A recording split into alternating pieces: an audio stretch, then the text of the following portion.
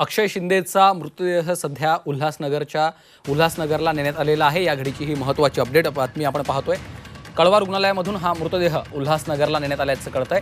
अक्षय शिंदेच्या दफनविधीला शिंदे पक्षाच्या कार्यकर्त्यांनी विरोध केलेला होता आणि त्यानंतर आता उल्हासनगरच्या स्मशानभूमीमध्ये तणाव निर्माण झालेला होता। पोलिसांचा देखील कडेकोट बंदोबस्त या संपूर्ण परिसरामध्ये आपल्याला पाहायला मिळतोय। सध्या आता अक्षय शिंदेचा मृतदेह त्या ठिकाणी नेण्यात आल्याची माहिती समोर येते।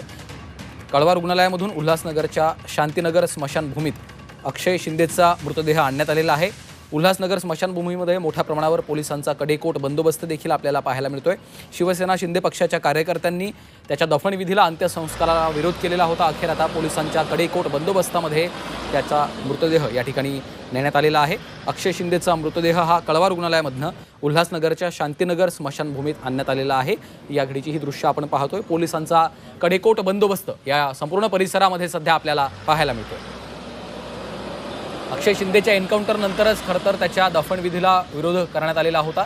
शिवसेना शिंदे पक्षाच्या कार्यकर्त्यांनी या स्मशानभूमीमध्ये जाऊन कडेकोट बंदोबस्तामध्ये देखील अक्षय शिंदेच्या अंत्यसंस्काराला विरोध केला। त्यानंतर पोलिसांनी शिवसेना शिंदे पक्षाच्या कार्यकर्त्यांना ताब्यात घेतलेलं आहे आणि आता अखेर अक्षय शिंदेचा मृतदेह त्या ठिकाणी आणण्यात आलेला आहे। चंद्रशेखर भुयार आमचे प्रतिनिधी सध्या आपल्यासोबत जोडले गेलेले आहेत। चंद्रशेखर, आपण पाहतोय आता त्या ठिकाणी अक्षय शिंदेचा मृतदेह आणण्यात आलेला आहे।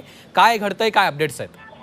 आत्ताच अक्षय शिंदेचा जो मृतदेह आहे तो आता स्मशानभूमीत आणण्यात आलेला आहे। आपण पाहू शकतो की ही स्मशानभूमी आता पोलीस बंदोबस्त हा वाढवण्यात आलेला आहे। काही वेळापूर्वी बीजेपीचे काही कार्यकर्ते होते, त्यांनी काही विरोध करण्याचा प्रयत्न केला, मात्र पोलिसांनी त्यांनाही ताब्यात घेतलेला आहे, त्यांना बाजूला केलेला आहे आणि हा सर्व परिसर आता रिकामा करण्यात आलेला आहे।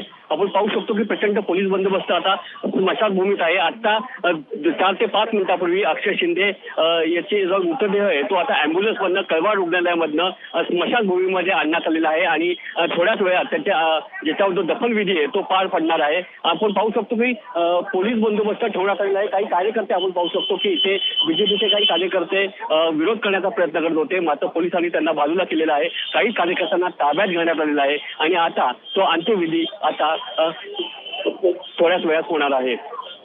चंद्रशेखर, आपण पाहतोय की अक्षय शिंदेच्या अंत्यविधीला जोरदार विरोध झालेला होता। त्याच्या एन्काउंटर नंतरच खरं तर त्याच्या अंत्यविधीला विरोध केला जाईल अशा पद्धतीचा इशारा देण्यात आलेला होता आणि आता अखेर शिवसेना शिंदे पक्षाच्या कार्यकर्त्यांनी विरोध केल्याचं देखील आपण थोड्याच वेळापूर्वी बघितलं। निश्चितच काही वेळापूर्वी कमीत कमी 1.5 ते 2 तास शिंदे गटाचे कार्यकर्ते हे स्मशानभूमीत होते। त्यांनी जो अक्षय शिंदेसाठी जो दफनविधीसाठी जो खड्डा खणला होता तोही बुजवला होता। त्याच्यानंतर पोलिसांनी कारवाई केली, या सर्व कार्यकर्त्यांना ताब्यात घेतलेला आहे। त्याच्यानंतर जो स्मशानभूमी आहे ती पूर्णतः रिकामी केलेली आहे आणि आता काही वेळापूर्वी अक्षय शिंदेचा मृतदेह आहे तो आता स्मशानभूमीत आणण्यात आलेला आहे आणि थोड्याच वेळात त्याचा जो अंत्यविधी आहे तो इथे होणार आहे। चंद्रशेखर, आपण पाहतोय खरं तर स्मशानभूमीला आता छावणीचं स्वरूप आलेलं आहे। पोलिसांचा कडेकोट बंदोबस्त या संपूर्ण परिसरात आपल्याला पाहायला मिळतोय।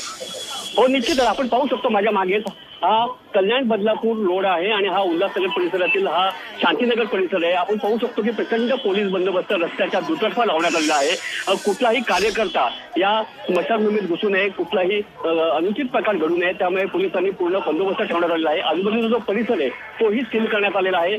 फक्त जे वाहन आहे ते कल्याण बदलापूर रोडवरचे ते मात्र सुरळीत सुरू आहे, मात्र कुठलाही कार्यकर्ता मात्र आता सध्या तरी इथे दिसत नाहीये। आणि पोलिसांनी संपूर्ण माध्यमांना देखील खरं तर आपण ही दृश्यांमध्ये पाहतोय बाहेर थांबवलेलं आहे, त्यामुळे अधिक काळजी घेतली जाते।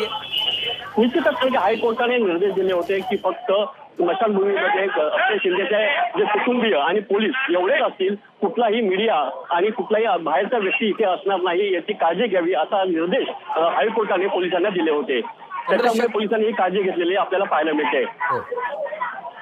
चंद्रशेखर, अक्षय शिंदेच्या एन्काउंटर नंतरच खरं तर एक त्याच्या दफनविधीला जो आहे तो तेव्हापासूनच विरोध सुरू झालेला होता, कारण या संपूर्ण प्रकरणानंतर देशभरात केवळ राज्यातच नव्हे तर देशभरामध्ये संतापाची लाट उसळलेली होती।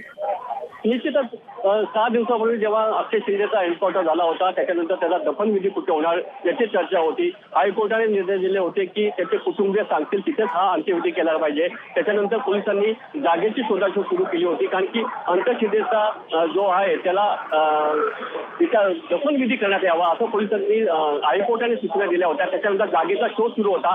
त्याच्यानंतर बदलापूरमध्ये पहिला विरोध करण्यात आला, त्याच्यानंतर अंबरनाथमध्ये जागा शोधण्यात आली, तिथेही विरोध करण्यात आला आणि आता जिथे उल्हासनगरमधील शांतीनगर उल्हासनगर ठिकाणी जी स्मशानभूमी आहे तिथे ही जागा निश्चित करण्यात आली. तिथेही दुपारी आपल्याला विरोध पाहायला मिळाला. मात्र आता पोलिसांनी पूर्णतः स्मशानभूमीचा ताबा घेतल्यानंतर आता हा विरोध कुठेतरी मावळताना पाहायला मिळतोय.